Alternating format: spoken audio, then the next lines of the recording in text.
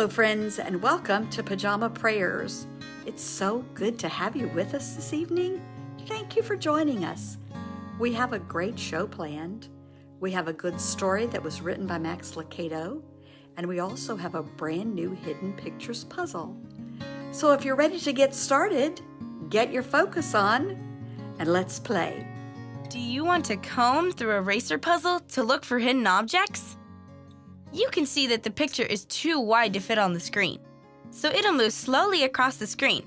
That way, you can see the whole thing and find all of the hidden objects. It's a busy day at Lion's Barbershop. The line for haircuts and mane trims is all the way out the door.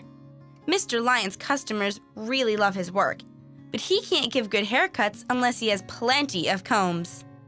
Help him find the hidden combs as the picture moves by, and count out loud as you find each one.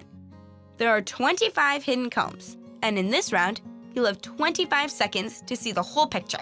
Find the hidden combs. Ready to start? Let's go!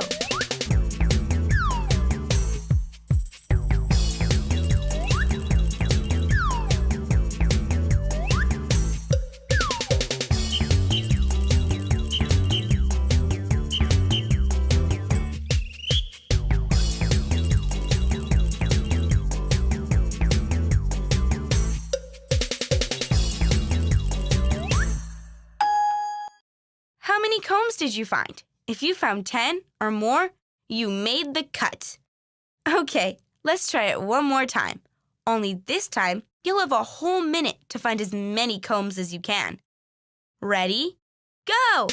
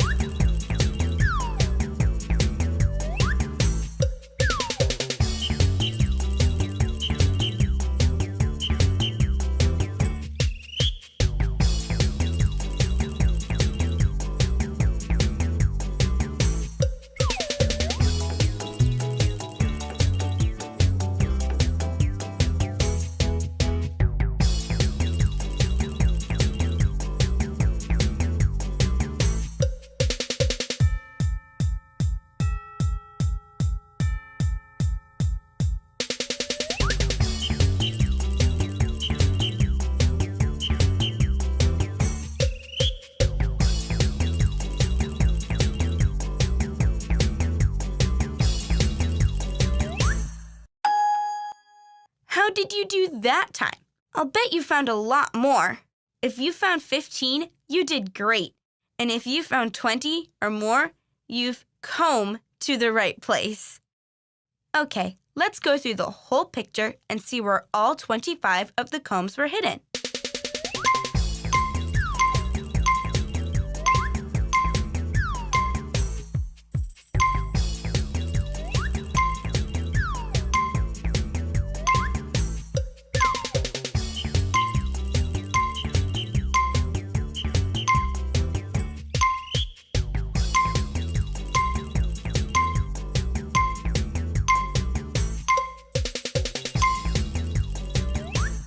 Can you imagine actually having a lion cut your hair? If he did a great job, he would definitely be your main man. Have you ever seen so many combs in all your life? I'm sure you've been to get a haircut before, but I bet you've never seen that many combs where you get your hair cut. I hope you had fun playing Hidden Pictures with us tonight. We're going to move on now to our story. Our story tonight was written by Max Lucado, and the title of the story is If Only I Had a Green Nose. I wonder what the story's about. Let's watch and see. Are you ready? If I Only Had a Green Nose by Max Lucado. Lucia and Punchinello looked out the window of Eli's workshop. Like other Weemics, they were wooden people. But unlike the other Weemics, they weren't standing in line in the village below. Look at all of them. Punchinello exclaimed. I don't understand it, Lucia wondered. Why would anyone want to paint his nose green? Because everyone else is, Eli responded, without looking up from his workbench. Punchinello didn't understand. What do you mean? Everyone wants to look like everyone else. Sometimes it's square hats, sometimes it's tall shoes. Why, last year, the big thing was yellow ears, and now it's green noses. Everyone wants a green nose.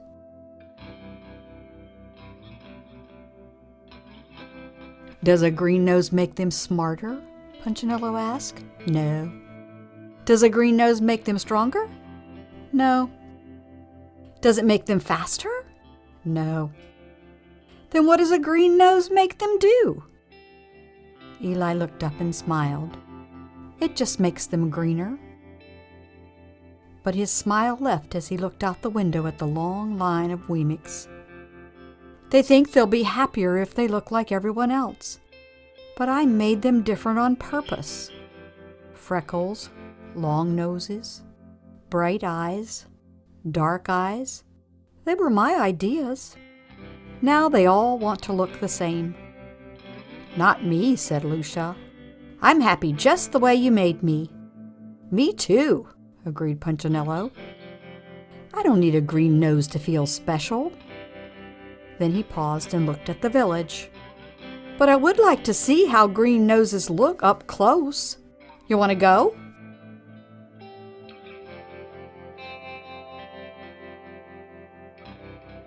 Eli smiled as the two stood to leave. Just remember, I made you different on purpose, he told them. From street level, the line looked even longer and the noses even greener. Lucia and Punchinello worked their way to the front of the crowd and watched as one Wemick after another stepped into the nose-coloring store and came out painted. It's the latest thing, barked a Wemick on the sidewalk. Don't be the only Wemick with a plain nose. Who is that? Asked Punchinello. Lucia shrugged. I don't know.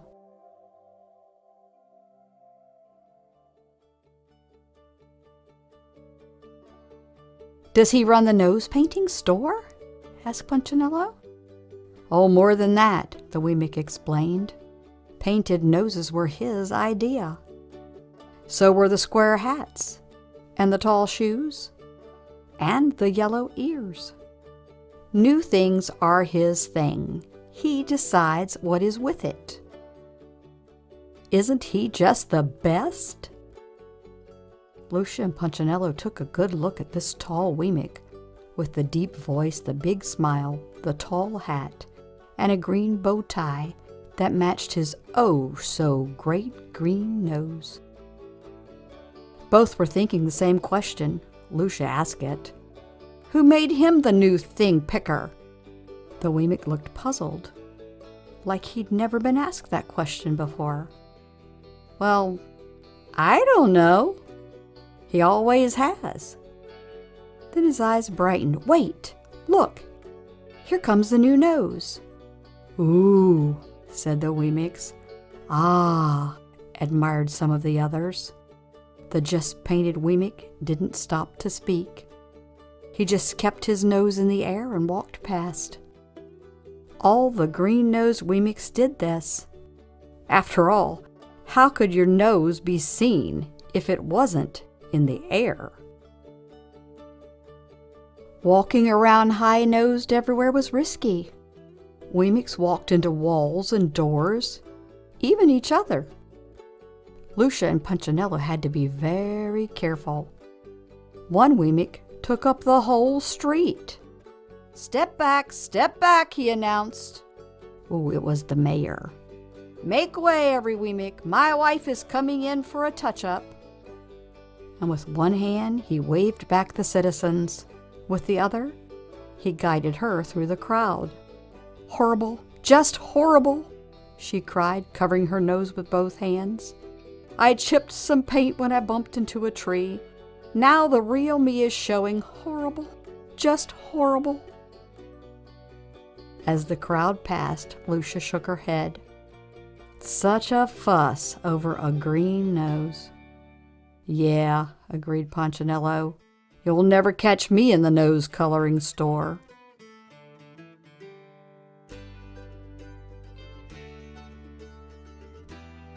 Aw, Punch, I was hoping you'd go. Punchinello recognized the voice immediately. Twiggy? He turned and looked at the wide-eyed, sweet-smiling Wemmick. His ears began to turn red.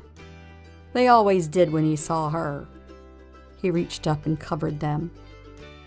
Why don't you paint your nose, Punch? I painted mine. Everyone else is painting theirs. Besides, you look good in green.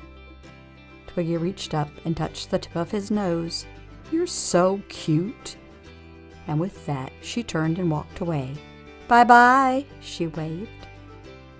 Punchinello moved one hand from his ear to his nose. He turned and looked at his reflection in a store window. Lucia had to grab his hand to get his attention. Come on, Punchinello, let's go. As he walked past the store, he noticed Willie Whiffet examining his nose in a handheld mirror. Later at home, he did the same. I never noticed before, but my nose sure looks pale. The next morning, Punchinello walked down the street with his friends Splint and Woody. Are you really thinking about it? Woody asked. Sort of, Punchinello answered. They say the paint stings your nose, Woody volunteered. And it stinks, Splint added. Well, the brush could get in your eyes, Woody continued. And it only comes off with sandpaper, Splint nodded. Shh. Punchinello put a finger to his lips and pointed at a large crowd of green-nosed Wemmicks standing in the square. Something's going on. The mayor was standing on a platform, his wife, with her nose freshly painted, and Willie Whiffet were on either side of him. Welcome, welcome, one and all, to the first meeting of the Nosy Wemmicks Club, he announced. Your glistening green sets you apart as a Whiffet Wemmick. As if on cue, Wemmicks began stroking their noses. You are classy, you are keen, you are awesome, you are green. Proud of his poetry, the mayor smiled, and the Wemmicks applauded. We owe it all to Willie Whiffet, he shouted over the noise, the pioneer of the painted snout. Everyone applauded even louder. People love me because of you, one shouted. I have more friends, cried another. With a green nose? I'm a better Wemmick, exclaimed a third.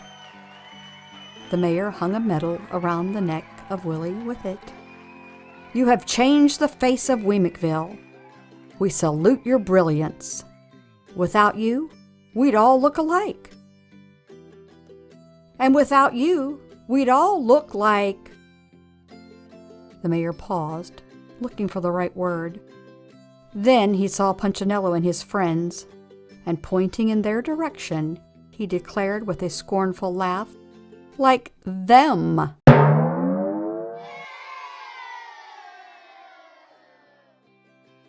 Then everyone else laughed too. Punchinello and his two friends lowered their heads and covered their noses. Let's hear it for Willie Whiffet, shouted the mayor.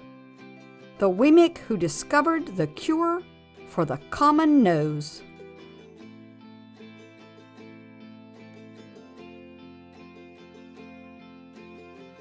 As the townspeople shouted and applauded, Woody, Splint, and Punchinello quickly turned and walked away. They didn't stop until they stood in front of the nose-coloring shop. And within a matter of minutes, all three were painted and walking down Wemmick Lane. Hey, Punchinello, asked Splint, pushing his nose upward. Am I doing it right? Punchinello didn't look. I can't see you, Splint. If I turn, my nose won't be in the air. Phew, this is tough work, Woody added. Not only do you have to get painted, but you have to walk weird." "Yeah, but doesn't it feel great to be with it?" Punchinello asked. And for a few days it did. Well, they hung out with green noses and made weekly visits to the nose oculist for a nose polish. They bought nose gloves for cold days and nose brellas for rainy ones. All three read Willie Whittett's new book, Winner by a Nose. Most of all, they enjoyed looking down their noses at the unpainted Wemix.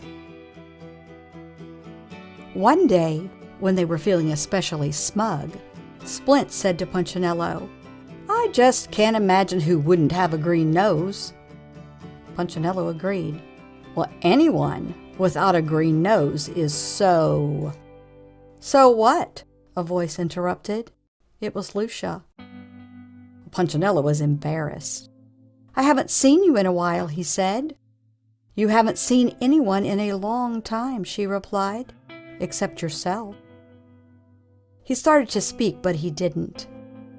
He was bothered by what she said, and he was even more bothered by what he saw. He saw it the next morning as the three were walking into Wemixville. Standing on the other side of the road was a Wemix with a red nose. "He needs to get with it," they said to each other. But then they saw another Wemix, also with a red nose. Then a third and a fourth. Well, by the time they were in the village, they were surrounded by red-nosed Wemix. And those whose noses weren't red were in line to have them painted. "Step right up," shouted Willie Whittet from the steps of his store. "Green noses are out and red noses are in." "But we just got our nose painted green," they told him. "Oh, no problem," he replied. "Our red will cover the green. Step right up and get in style." The three friends looked at each other sadly. "We thought we were in style," Woody moaned. What could they do but stand in line and have their nose painted red? For a few days, they fit in. Until one morning, they saw a blue-nosed Wemix. "Oh no," they said to each other, "not again." So they changed colors. But it was only a short time until blue noses were out and pink noses were in. Then pink was out and yellow was in. Then yellow was out and orange was in.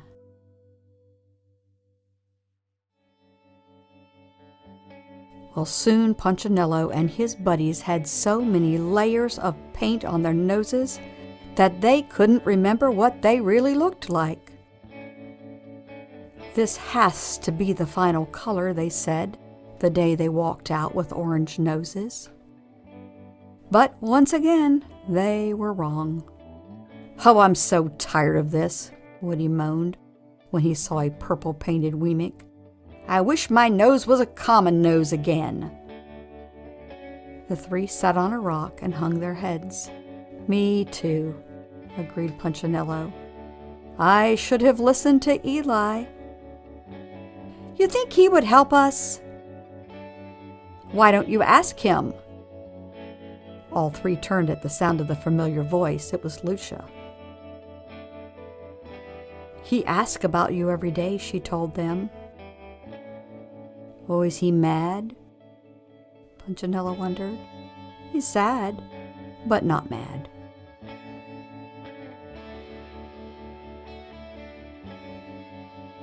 Punchinello looked up toward Eli's house on the hill. "He told me to tell you to come." Lucia spoke again. "Could I take my friends?" "Why, of course." "Would you go with me?" "Certainly." And so the four began the long walk up the hill to Eli's house. When they reached the top of the hill, Eli stepped out of the workshop and began walking towards them. He met them in the yard, and one by one he examined their noses. "So you've been trying to fit in, eh?" Punchinello nodded. "Did you succeed?" Not really. Well, every time we got close, someone changed the rules." "Yeah, that's the way it is. And my neck hurts from sticking up my nose in the air," Woody added. "Well, you weren't built to walk that way."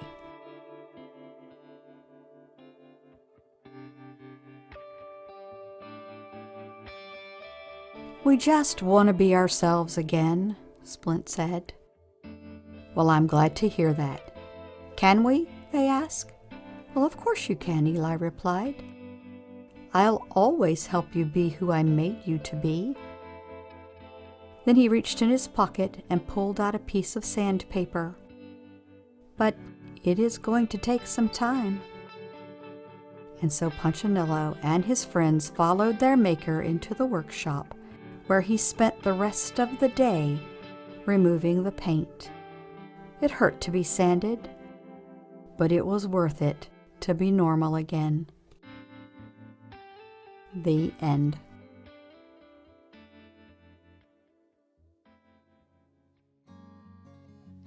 Boys and girls, what was your favorite part of that story? I know I had two favorite parts.